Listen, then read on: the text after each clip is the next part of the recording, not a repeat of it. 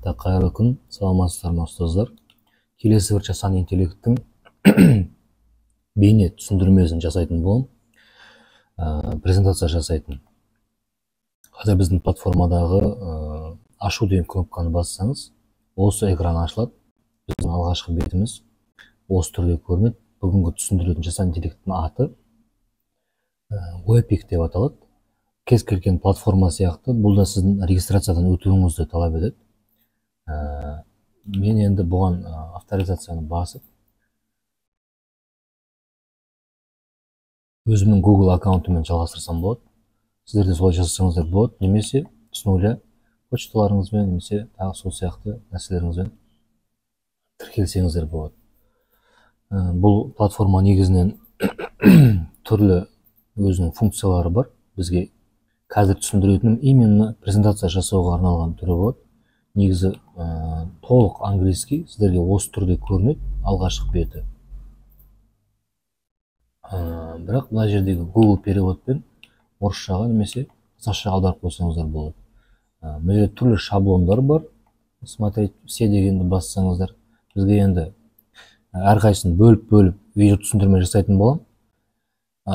Кеттік ары қарап. Мына жерде қарасаңыздар, создатель ИИ писателя деп тұр. Яғни бұл мәтін құрастыруға арналған түрі мына жерде.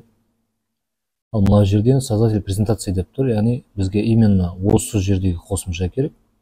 Ары қарай да текст изображение деген бәріміз үйреніп қалған.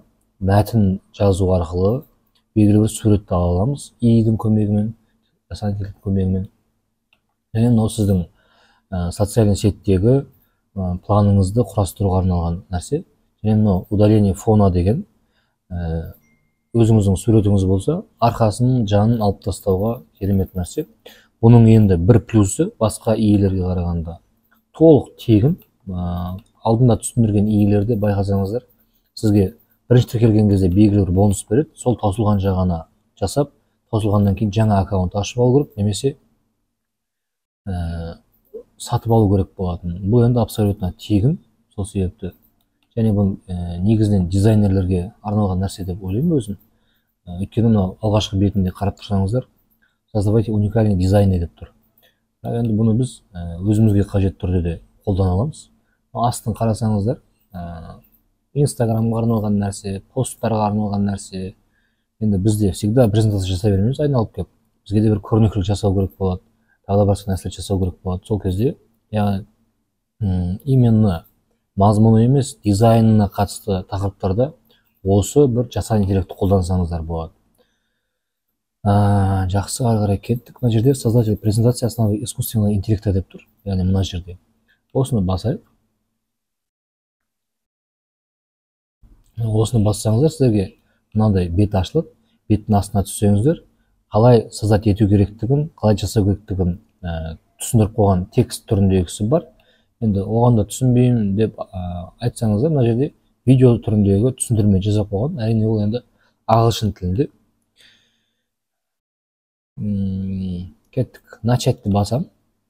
Начатты басқан кезде алдыңғы жасанды интеллекттер сияқты бұда да тақырыпты, бетті сұрайды. Соны по порядку рет-ретімен таңдайтын боласыздар. Мен енді өзім математикама қатысты болғандықтан, математикама қатысты бір тақырып таңдай салайын, математиканың маңызы деп. Енді сіз өзіңіз қандай пәннің мұғалімісіз, соған байланысты тақырып таңдайсыз ғой бұл жерде енді. Тон письма деп тұр.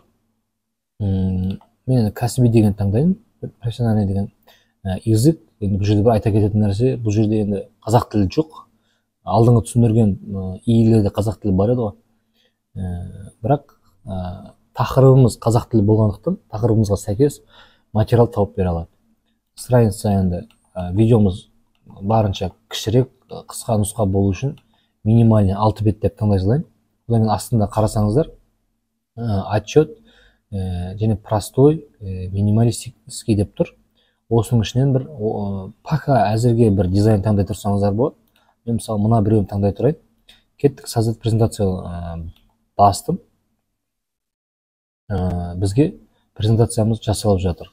Қайталап айтам, бұны белгілі бір мазмұнды көбірек тауып алам деп емес, барынша дизайн әдемірек презентация жасаймын деген мақсатта қолдансаңыздар, сіздерге дұрыс сұрақ болады. математиканың қазіргі әлемдегі маңызы мен рөлі алғашқы беттеріміз шықты. Енді бір бұл ачык презентация деп айта алмаймын. Әп-әдемі презентация жасап тұр. Дизайнына үлкен бір әңгіме жоқ шығар. Thanks деп тұр. Қорытынды суреттер тұр. Бетімен кіріспесі тұр. Барлығы қалай болу керек? Сондай бір тәртіппен жасалған. Бәрібір бұл белгілі бір түзетулерді қажет етеді. Себебі сіздің іздеген тақырыбыңызға келесі бір мұғалім іздесе, оған да осы информацияны ұсынатын болады. Сол себепті кез келген иімен жұмыс жасаған кезде белгілі бір түзетулер енгізетін боласыздар. Енді мынау қараңыздар. Бұл ий өзінің кәдімгі Canva, сол сияқты платформалар сияқты тек қана сізге бір дайын нәрсені беріп қоймайды. Дайын нәрсені бергеннен кейін белгілі бір нәрселерді өзіңіз реттеп алуыңызға мүмкіншілік жасайтындай нәрселер тұр. Мысалы, қараңыздар, математиканың маңызы деп жаздым ғой мен. Енді мына жерде текст деп тұр. Яғни осы жердегі текстті, қоятын текстіңізді кішкене заманауи қылсаңыз болады. Әбден жатталып қалған PPT емес, Canva емес. Мына жерде тексттің түрін қараңыздар. Дизайн өте керемет. Одан кейін элементтер қойсаңыздар болады. Базалық элементтер, мына жерде стикерлер деген сияқты.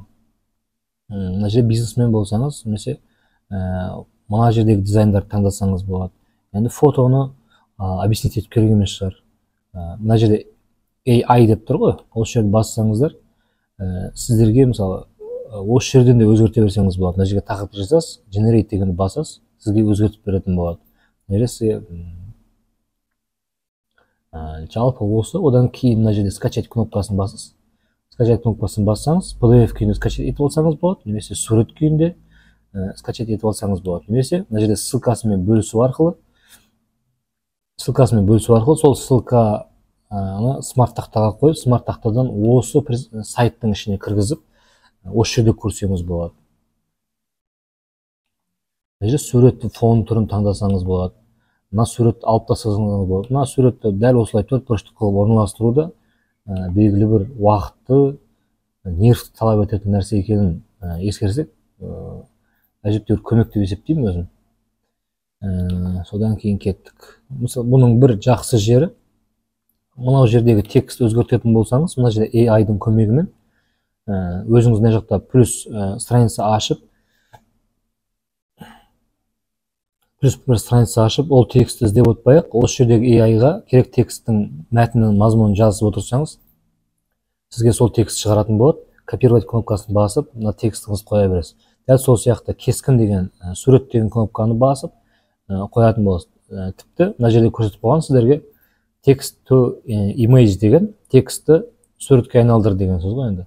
Мына жерде презентациямыз, мына жерде текстіміздің өзі, ал мына жерде мысалы көбірек материал әдемірек қылып жасаймыз десеңіз, әуелі ағылшын тілінде жасауды совет етемін. Содан кейін мына жерде AI Translator дегенді бассаңыз, сіздікі орысшаға немесе қазақшаға аударып алсаңыз болады. Жалпы осы, неден презентация жасайтын AI-лардың ішіндегі тегін версиясы осы. Бұл жердегі енді кілт сөздер тегін және дизайн әдемі деген сөз болып тұр ғой. Жалпы енді бүкіл функциясын айта алмаймын, себебі видеомыз тым үлкен болып кетеді. Сол себепті қысқа нұсқа осы. Алдыңғы видеоларда айтып жүргенімдей, негізінен үйренгіңіз келетін нәрсеңіз бұл жерде барынша сабырлы, төзіммен қарап, әрбір кнопкасын басып көрсеңіз болады. Қате шықты ма, артқа шығыңыз да қайтып басып көріңіз. Осы практика арқылы үйренуді көбірек совет беремін. Енді қазір сіз жасасаңыз, бір рет істемей қалуы мүмкін, немесе бір жер басылмай қалуы мүмкін. Видеода бәрі оңай болғанымен, практикада кішкене қиындау болады. Тем более бұл видеоны көретіндер енді үлкен кісілер болады ғой, өйткені жастар тәкетеп бұларды бәрі болмаса да көпшілігі біледі деп ойлаймын. Сол себепті ең негізгі үйренудің жолы ол басып көре беріңіз. Өз-өзіңізге жаңалық ашып, үйреніп кететін боласыз. Жалпы осы доступ алғандарыңызға рахмет. Егер доступ болмаса, бұл видеоны скорее всего көре алмайсыз. Тағы да мен үздіксіз не салып отыратын боламын. Осындай объяснениелер, лайк басып, тіркеліп, комментарий жазып кетіңіз. Еңбегіңізге кішкентай болса да әйтеуір демеу бересіз.